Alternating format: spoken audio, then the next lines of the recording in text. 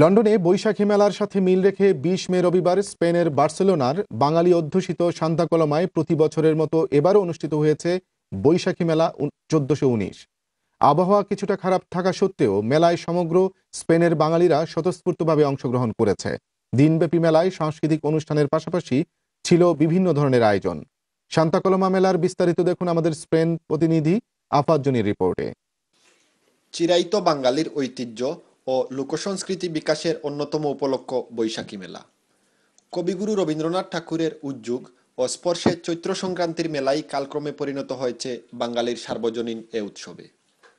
আর মেলাকে কেন্দ্র করে স্পেনের বার্সেলোনার সান্তা কলমায় প্রবাসী বাংলাদেশিরা আবারও মেতে উঠেছিল বৈশাখ বরণে। গত ২০ মে সান্তা কলমার অ্যাসোসিয়েশন দে কোর্দিনাদোরা দে বাংলাদেশ এর আয়োজনে খানিক সময়ের জন্য স্থানীয় প্লাজা চত্বর পরিণত হয়েছিল রমনা বটমূলের ন্যায়।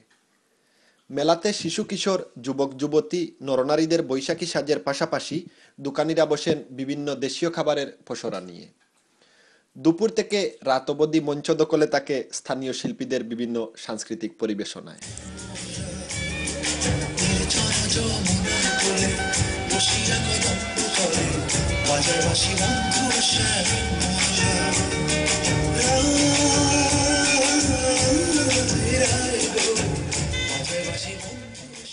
প্রবাসী বাংলাদেশিদের পাশাপাশি স্প্যানিশ দর্শকদের উপস্থিতিও ছিল চোখে পড়ার মতো।